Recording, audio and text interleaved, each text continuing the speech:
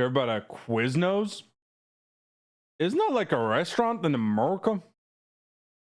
I've definitely heard of the name. It sounds familiar.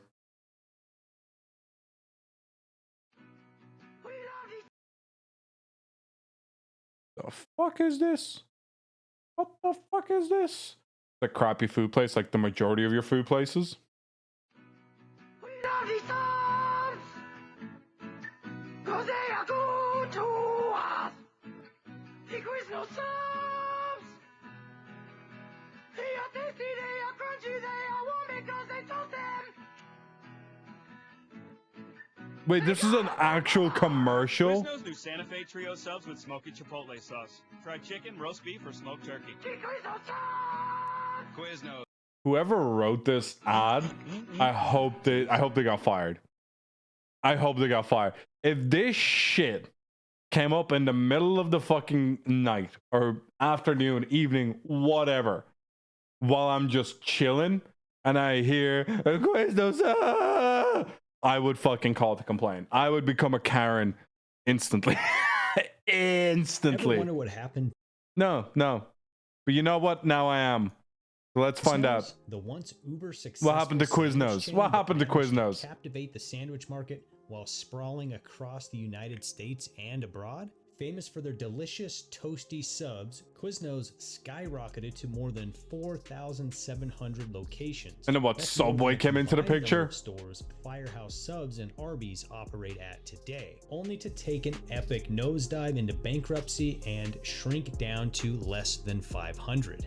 So how did a modest sub shop explode into the minds of sandwich lovers all over the country, only to quickly fade into oblivion? Subway! Most would probably chalk it up as just another victim of the Great Recession, but some would say it was the curse of the sponge monkeys. Oh my god. All of that and much more in this episode. But that's what they were called? Sponge monkeys? Jesus fucking Of wet. Business Tales. Quiznos. Toast. The year was 1981, when experienced chef and entrepreneur Jimmy Lombardos co-founded Quiznos along with another man named Todd Disner in the Capitol Hill neighborhood of Denver, Colorado. We love those Lombardos gathered subs. inspiration Love the subs. from oven-baked sandwiches he'd enjoyed growing up in New York and helped create the warm, toasty creations we would all come to enjoy on a national level several years later. For Lombardos, it was quite simple, stating it's a signature type of thing. Heating anything brings out the flavors in food products. Just Yeah, I'm sure that's what it was. It's the heating up. It's the heating that brings out the flavors. a few short years later, expansion began when franchising opportunities were offered, Oh and by my 1987, the business Like, you hear some of this shit, and I'm like, how am I poor? There's some fucking morons running shit. grew to 12 U.S. locations. A toasted hoagie's By great. 1991, a father-son franchisee duo named Rick and Richard Shadden, who already owned 3 Quiznos locations, purchased the company in its entirety and continued the expansion. After implementing things like standardized training and operating procedures and market support for its franchisees, the company would go on to make the leap into the stock market. In February 1994, Quiznos went public, offering That's like before I was even born, homie. February 90 fucking 4. 1 million shares Sheesh. at $5 per share. Just 3 years later, Quiznos Franchise Corp became the number 3 sub-sandwich franchise in the I don't think that's that much to brag about. I thought they were going to say like top 3 in the fast food, but only in the sandwich franchise? Ugh. entire world, with 278 locations. Is there many other, like, the only other fucking like pure sandwich place that I can think of is Subway. Maybe back then there was more. It's the market they're trying to hit. True. Yes, it's successful throughout for the them. US and Puerto Rico. You want me to put a timer? Here, I'll put it. Do you not have a phone, Mazer? Here, I'll set a timer for you here. 18 minutes. Okay, 18 minutes. I have a timer on my phone. I'm not putting your fucking pizza. And by the end of the century, You'll hear it expansion going had been off. taken to a global level. As the company grew, so did its advertising efforts, which may have come off a little bit confusing to some. The idea of selling food by including strange singing rat-like creatures in TV ads seemed to be counterintuitive and possibly disturbing. We love these subs! We love you, subs! 'Cause they are toasty subs! Toasty! Big Quiznos subs! Subs! They are so good we need them robot-eating roast subs is barbaric! But if the goal was to get Quiznos ingrained into the psyche of the He's a bigger man than you. He's just a better creator than me. That's the difference. American It is public flat for years out. to come, mission accomplished. So how did it all come crashing to a screeching halt? It was the perfect storm of timing, market Doug's he is top level. Did he won last? No, he won last year. He didn't win this year, right? Any categories, the streamer awards. He won last year. competition, well deserved. and questionable business practices that would turn But to be honest, like Doug is one of those streamers. He's like in a league of his own, quite literally. I don't know if he won. I know he won one last year. I can't remember if he won one this year. But yeah, like he's literally the definition of league of his own. Nobody does content like Doug. I think Doug probably does some of the most unique content on the platform consistently. this once massive chain into an afterthought in the sandwich world. In most cases, fast food franchises negotiate and buy their supplies directly from vendors at reduced bulk pricing. Quiznos, on the other hand, started a subsidiary company that purchased food and paper supplies and sold them directly. Oh, it wasn't 2023. It was this year. Yeah, it makes sense. It makes sense. Definitely makes sense. To their franchisees. This subsidiary managed to take in around $500 million in 2006, while even at the company's peak of nearly 5,000 locations, the total gross sales for franchisees averaged around $400 million. This supply system meant that We love the subs. each franchise owner had to have a much I'm starting to gain a likeness for it. I'm not gonna lie.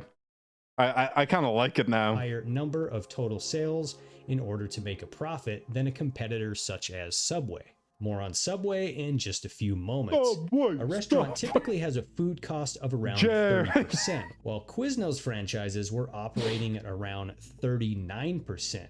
This was very harmful to the franchise owners and would lead to It's one of those things that the more you listen to, is just the pain of it makes it comedic eventually. a major class action lawsuit against the company in 2006. The lawsuit was settled with a total payout of $206 million, and another combined $95 million was paid to more franchise owners who filed independent lawsuits.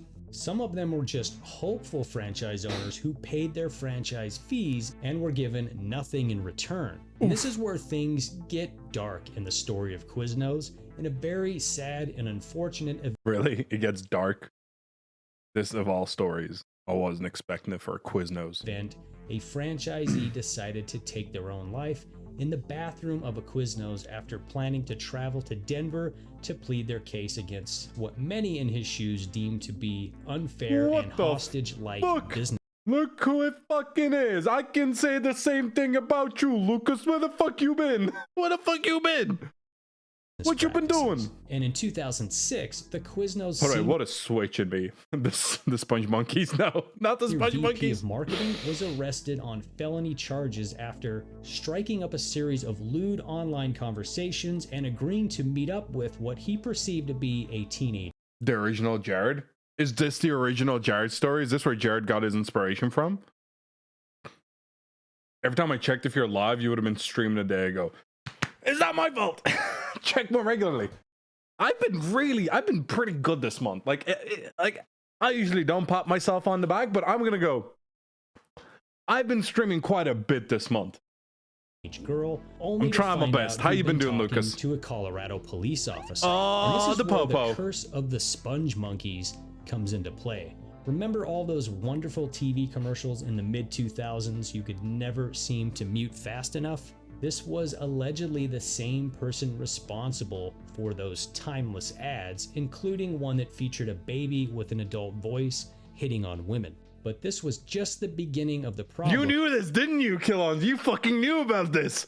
And you made me slowly fall in love with the song so I'd feel guilty about it later.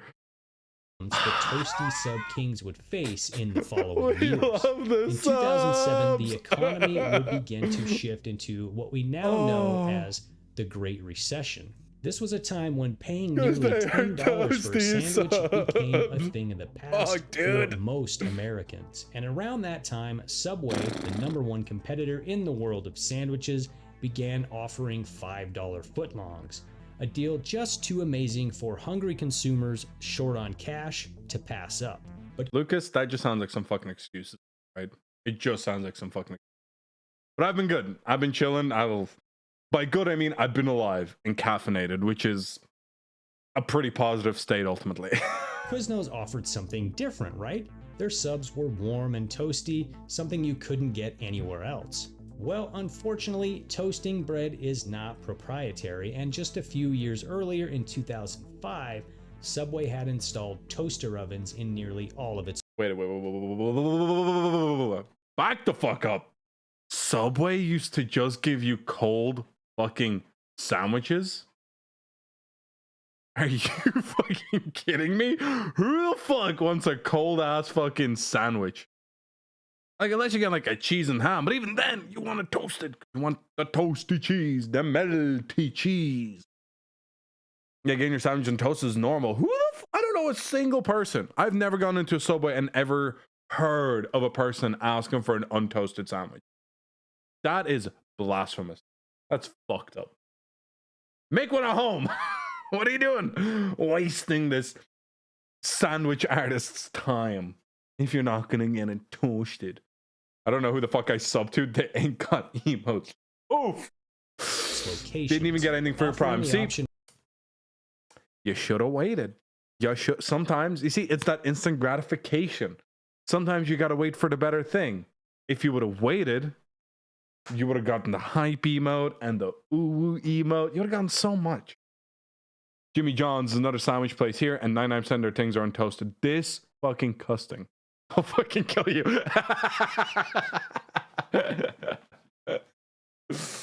No, you won't. You'll never make the journey out here. We both know that. You'll probably fucking dox me, though. That's always an option. Fuck it, I'll just get in 20 days. of a crunchy But what if I'm not sandwich here in at 20 no days? extra charge and taking away the market advantage from Quiznos. Quiznos eventually responded to the low prices of Subway and other fast food chains. I'm sorry, I do gotta say, was that really the only thing Quiznos had on Subway? Is that they fucking toasted their fucking sandwiches? Damn. Damn. Damn. I'll listen to your advice and wait then. Hold strong, brother. Hold strong. We believe in you. You'd nut if you had a hoagie from Philly. Those bitches cold as a freezer. Is a hoagie like, is this a hoagie? Like this specific like roll used for bread? Is that what makes it a hoagie? At the time, by lowering its prices and offering coupons for free sandwiches in an effort to drive consumers back into their restaurants. Hoagie is just like a sub. This put Okay. an even tighter squeeze on the store operators, with some refusing to accept the coupons and angering customers. Oof. This began to cause further damage in the already tarnished reputation of the chain at a time when many Americans were struggling with the ongoing recession. Got you. During that time, several thousand locations closed down, and in 2012, a majority stake in the company was purchased by Avenue Capital Group in an effort to restructure. The deal was said to relieve the company of around $300 million of its $900 million in debt and infuse $150 million cash into the business. A new CEO was named, and an effort was made to put a focus on quality of food as a countermeasure to the ever-shrinking sales. I mean, to be honest, I think we all know that just because you up your quality of food does not mean anything. Absolutely anything. Fortunately, the efforts I mean, fucking Taco Bell is still in business. would not be enough to keep Quiznos from filing Chapter 11 bankruptcy, which it did in March of 2014, further reducing its debt by $400 million. In 2016, yet another CEO was named, who would usher in a relief effort to its remaining franchise owners by cutting corporate payments and beginning a new loyalty program. Unfortunately, by this time, most of the country had nearly forgotten about Quiznos and the creepy sponge monkeys and had moved on I devour Taco Bell. Yeah, and it's shit, but you still eat it, right? It's not exactly a high quality food. to other up-and-coming sandwich competitors. In June 2018, the company was purchased by California-based High Bluff Capital Partners, who also owns Taco Del Mar. The future of Quiznos is up in the air and many questions still remain, like, has the curse of the sponge monkeys finally been lifted, and will Quiznos ever be able to stage a comeback? But only time will tell. If you enjoyed this episode of Business Tales, be sure to subscribe for more content, and as always, thank you for watching.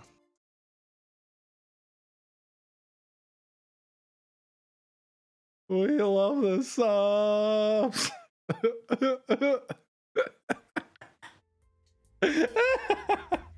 Wow, what a fucking journey.